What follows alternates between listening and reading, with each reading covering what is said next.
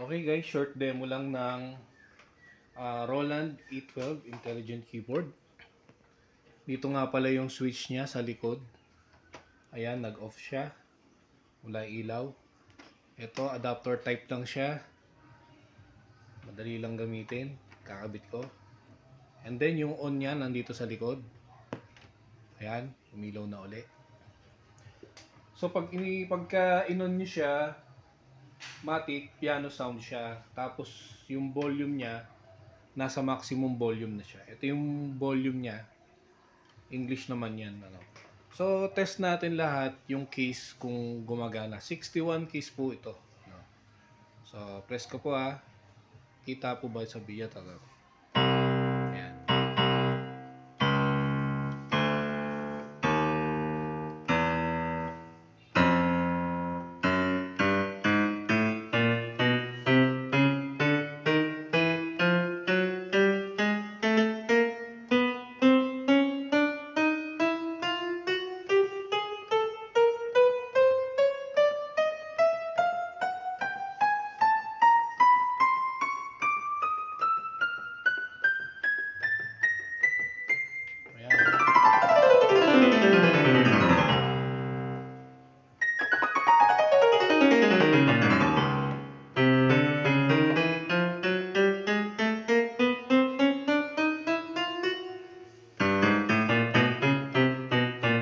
So, gumagana po lahat yung case.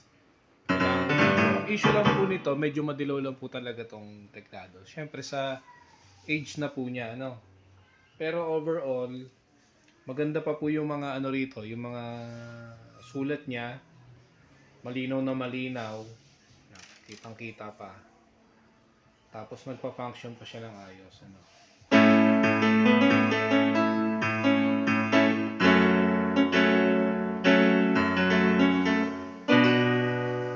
Hindi ako expert sa keyboard. Baka mahusay ka na piano.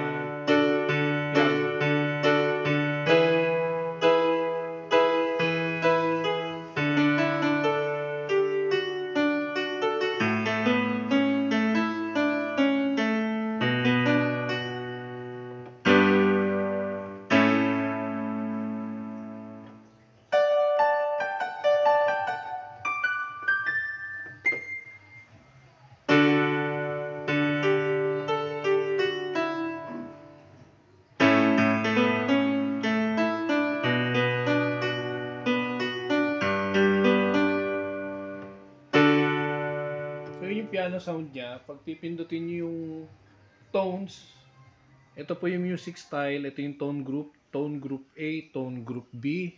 Dito nyo lang po pipiliin yan. Ito yung music style niya. Sample tayo. One touch. Number 11. So, ipi-play natin. Ito lang, start, stop.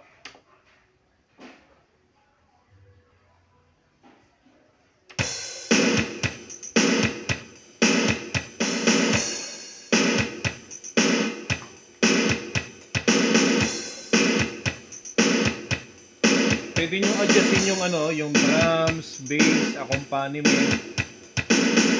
Pwede nyo baguhin dito. Halimbawa, yung drums. Lalakasan natin yung drums. Ayan.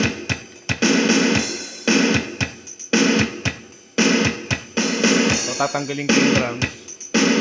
Hinaan ko. So, nawala na rin halos yung music, no? Ayan. Tapos yung bass, kung gusto kong lakasan yung bass, ito lang din. Gusto kong hinaan. Ayan. May balance siya ng music. Accompaniment, pwede natin lakasan. Yung upper tsaka lower. Tapos yung tempo, ito. Pwede kong bagalan yung tempo.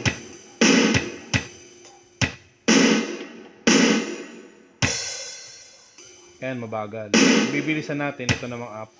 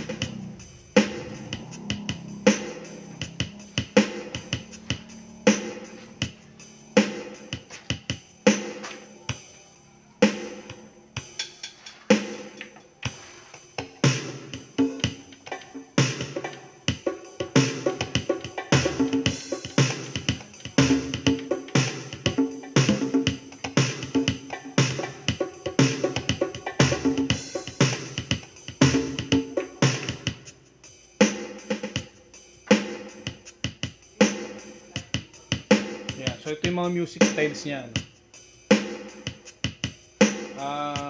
64. Tapos yung tone group niya 128.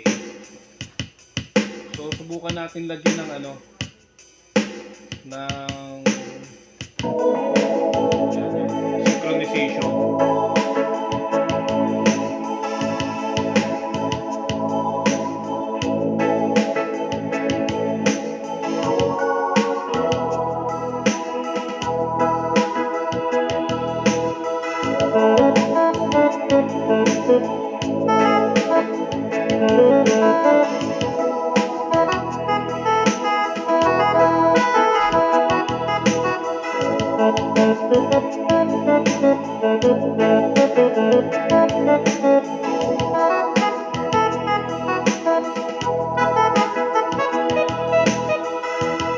Tapos pwede rin siya intelligent.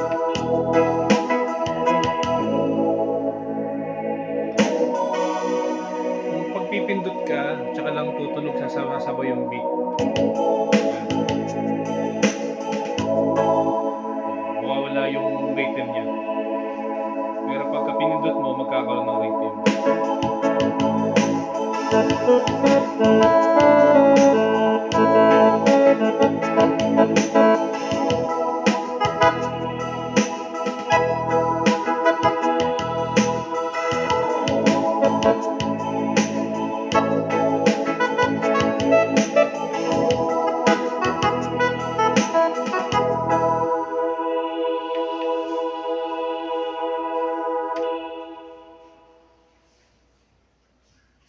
Music style. Pipili tayo ng music style. Halimbawa, rock. 26.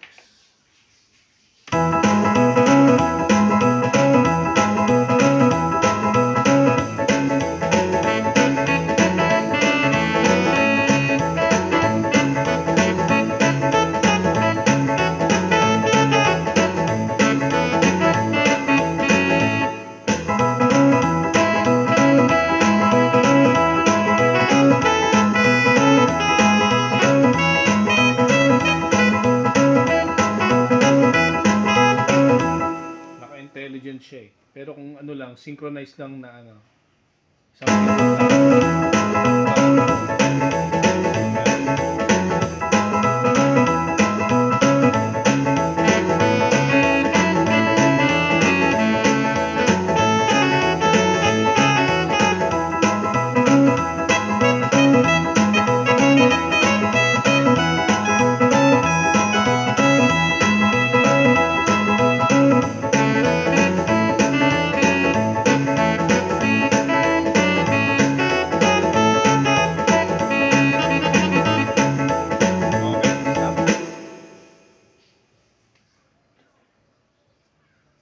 Tapos, pagpipili ng tones, ito lang.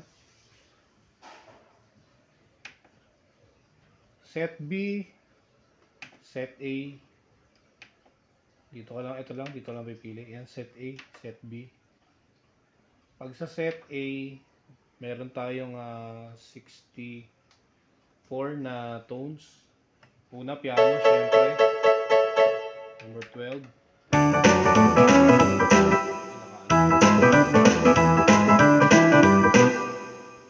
Stop natin to. Balik tayo sa piano.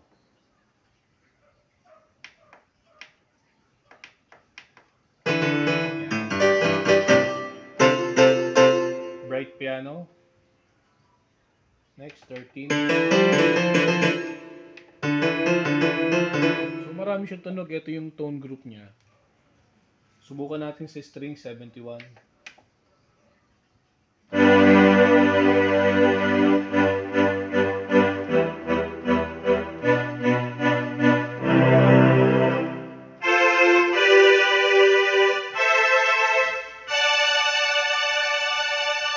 Yan.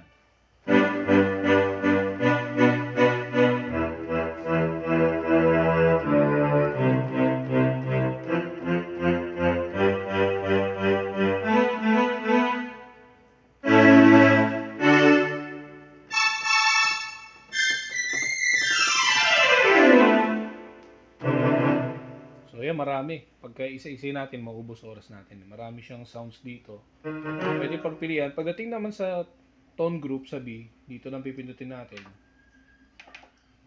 Dito yung saxophone.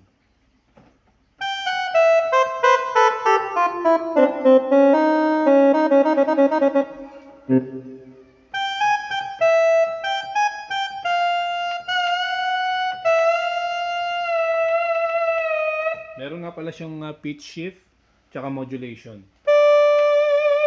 Ito yung modulation niya.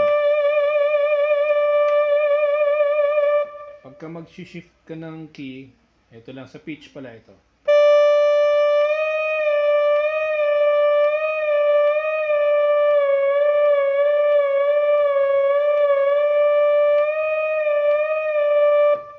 Yan.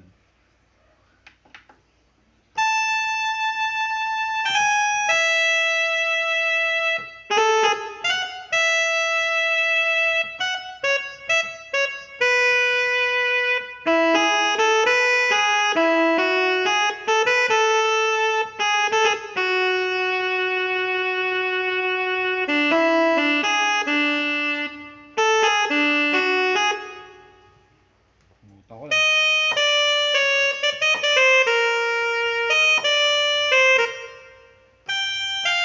Ako lang. Yung tunog ng saxophone niya. Tapos puntahan natin halimbawa yung harmonica. Nasa letter A, 37. 37.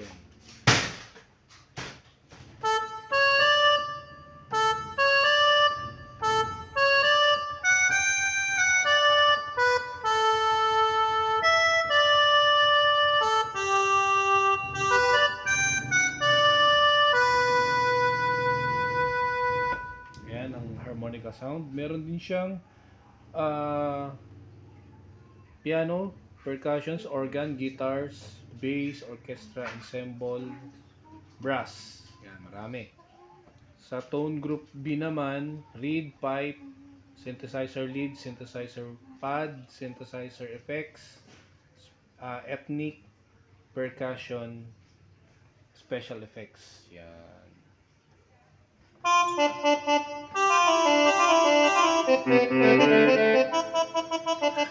Bukan natin yung so 32.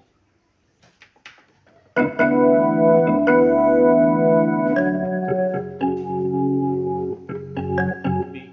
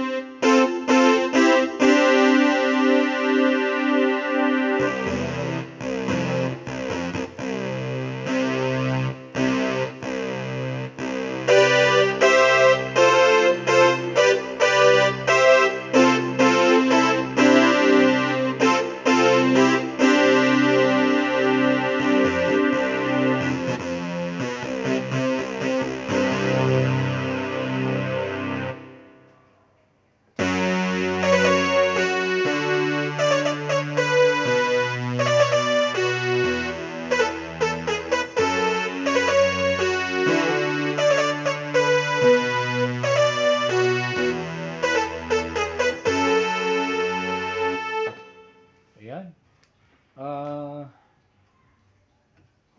Ano pa? So marami siyang sounds pagpipilian. Special effects, marami. Papakita ko sa inyo para mabasa ninyo. Ayan.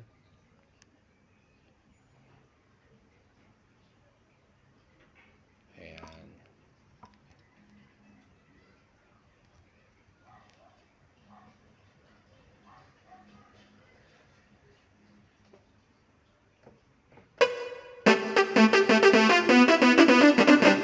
Special effects.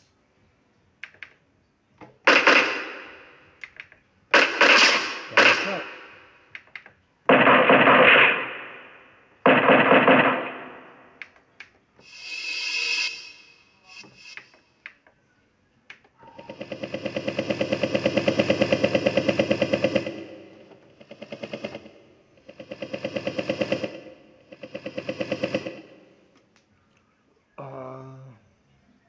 Ito yung transpose.